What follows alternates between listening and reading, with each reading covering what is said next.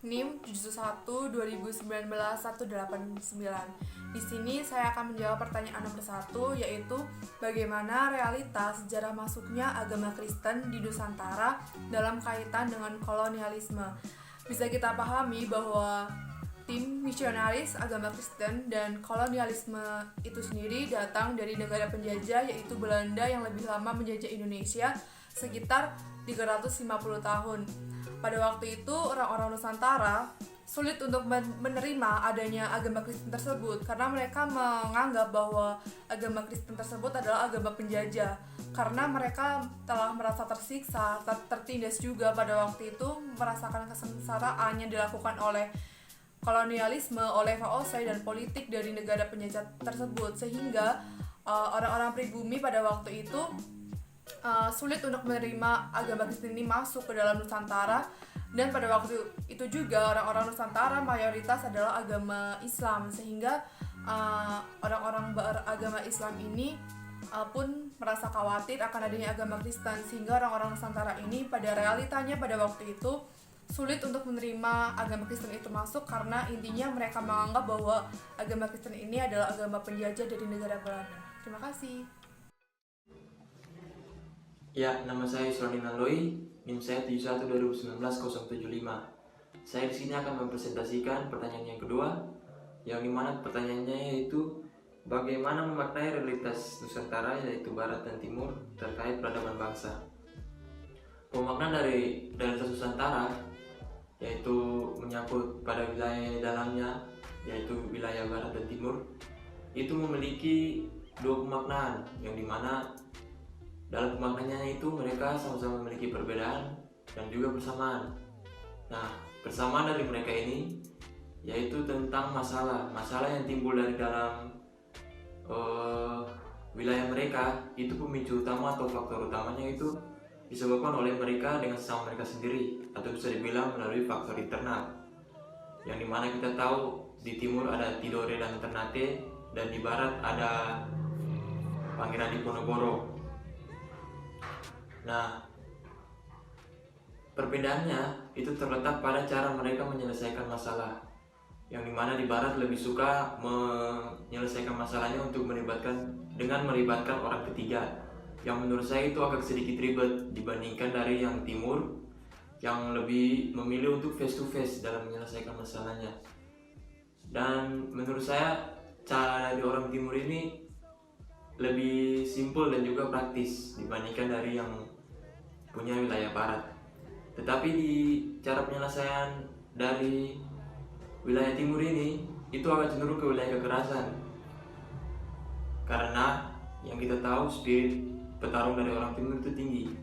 Tetapi di samping itu mereka juga memiliki solidaritas yang tinggi, yang dimana dapat terlihat pada sistem pelagandong yang ada pada Provinsi Maluku, yang membangun serta mengikat solidaritas yang ada pada rakyat Maluku. Sekian dan terima kasih. Nama saya adalah NIM 125 akan menjawab pertanyaan nomor 3 tentang bagaimana pemaknaan reflektif teologis yang sebaiknya dibangun mengenai karya Allah dalam proses kemerdekaan Indonesia dan juga Pancasila. Yang pertama, tentang proses kemerdekaan Indonesia. Perlu kita ketahui bersama bahwa Allah turut bekerja dalam proses kemerdekaan Indonesia, dan juga dalam Piagam Jakarta tercantum awalnya Islam sebagai dasar, tetapi Allah turut bekerja dalam proses tersebut. Allah menyertai sehingga akhirnya dasar Indonesia bukan lagi Islam berdasarkan agama Islam, tetapi sudah menjadi ketuhanan yang Maha Esa yang sudah tercantum dalam Pancasila. Dan perlu kita tekankan bersama dan perlu kita ketahui bahwa kemerdekaan Indonesia bukanlah semata-mata adalah hasil hadiah dari Jepang, tetapi hasil perjuangan rakyat Indonesia. Dan peristiwa 17 Agustus tahun 1945 adalah karunia Allah. Selanjutnya dalam penyertaan Allah dalam Pancasila, sebagai orang Indonesia kita ketahui bahwa rakyat Indonesia khususnya yang beragama Kristen bukan hanya membutuhkan Alkitab saja sebagai pedoman, tetapi ada hal yang mengindonesia yang rakyat Indonesia butuhkan. Dan salah satunya adalah Pancasila. Dan seperti yang kita ketahui bahwa dalam pidato Insinyur Soekarno tanggal 1 Juni 1945 dalam pidatonya tentang Pancasila tersebut tertera bahwa Pancasila itu berisi tentang satu untuk semua dan semua untuk satu. Itu memaknai bahwa kita sebagai rakyat Indonesia susah senang harus bersama-sama. Iya, nama saya Yusroni Naloi, NIM saya 71219075. Saya di sini akan menjelaskan bagian keempat mengenai kalimat pertamanya di soal itu yang dimana menyatakan bahwa yang potensial menjadi tantangan dalam mengkontekstualisasikan sejarah gereja yang meng-Indonesia. Nah, potensial yang menjadi tantangan ini yaitu jiwa-jiwa yang masih eksklusif, yang masih tersisa dari pembawa sending, yang dimana itu dapat berpengaruh kepada fungsi struktural gereja, yang dimana pengaruhnya tersebut dapat mengakibatkan dan juga memberatkan proses-proses perefleksian serta pemahaman tentang Indonesia dan konteks nasionalis dalam berteologi pada gereja yang ada di Indonesia atau masih terpaku pada teologi asing. Nama NIM 189. Di sini saya akan melanjutkan penjelasan dari nomor 4. Yang pertama adalah kita menyadari bahwa kita sebagai warga Indonesia harus merawat kesatuan dan keutuhan Indonesia yang telah ditetapkan oleh Allah, di mana kemerdekaan dan pluralitas itu yang telah menjadi karunia Allah yang didapatkan oleh Indonesia. Sehingga kita sebagai gereja harus dapat menjaga identitas nasional tersebut. Maka yang bisa kita lakukan adalah di mana gereja ketika melakukan suatu kegiatan di gereja tidak hanya membahas tentang landasan teologi saja, namun diberikan penjelasan tentang landasan bagaimana sih Indonesia itu, apa yang bisa dilakukan oleh gereja untuk ikut serta berpartisipasi dalam menjaga dan merawat kemerdekaan yang telah Tuhan berikan bagi Indonesia. Yang pertama, kita bisa melakukan itu dalam pembinaan jemaat, yaitu di katekisasi atau di penjelasan tentang Indonesia itu sendiri, bagaimana adanya keberagaman di Indonesia yang harus bisa kita rawat, yang harus kita praktekkan juga di dalam kegiatan dan aktivitas gereja. Terima kasih. Bagaimana mahasiswa memahami relevansi dengan pelajaran SGI dengan kehidupan bergereja di Indonesia dan yang meng-Indonesia. Jadi saya sebagai mahasiswa memahami relevansi pelajaran SGI dengan kehidupan bergereja di Indonesia secara radikal. Kehidupan bergereja kita sinode-sinode gereja-gereja Protestan Indonesia menurut saya masih perlu dievaluasi. Apa yang dievaluasi? Itu gereja mengevaluasi mengenai hal-hal prinsipil dalam gereja. Menurut saya gereja kehilangan makna penting dari bergereja menurut fungsi tata gereja yang telah dibuat, seperti halnya tata gereja yang masih kaku dan memicu adanya praktik KKN di dalam gereja itu maupun di kehidupan masyarakat.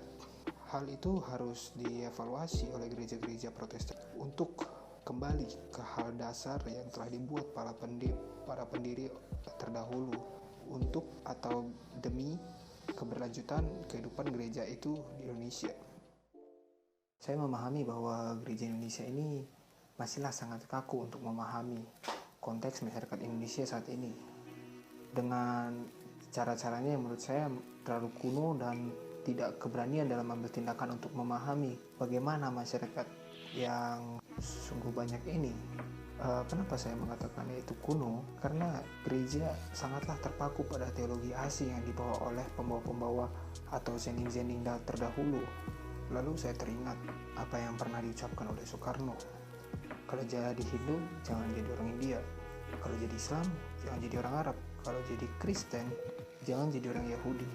Saya memahami bahwa gereja Indonesia menurut saya masih belum terwujud sepenuhnya dalam menjawab kebutuhan konteks masyarakat kita yang beragam ini. Jadi relevansinya di situ. Terima kasih.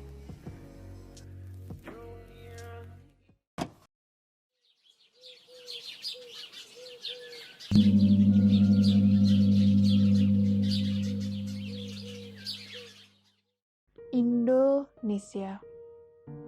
ditetapkan oleh Tuhan atas izinnya untuk merdeka. Karunia Tuhan yang luar biasa dan bukan suatu kebetulan. Lihatlah betapa indah dan menakjubkannya Indonesia ini. Berbagai pulau-pulau yang ada di Indonesia, suku, ras, bahasa, agama, dan budaya yang berbeda. Jadi, terimalah perbedaan itu dengan rasa, bukan paksaan.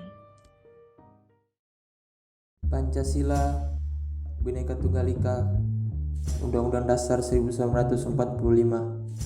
Bukankah itu landasan dan kesatuan bagi kita yang berbeda ini?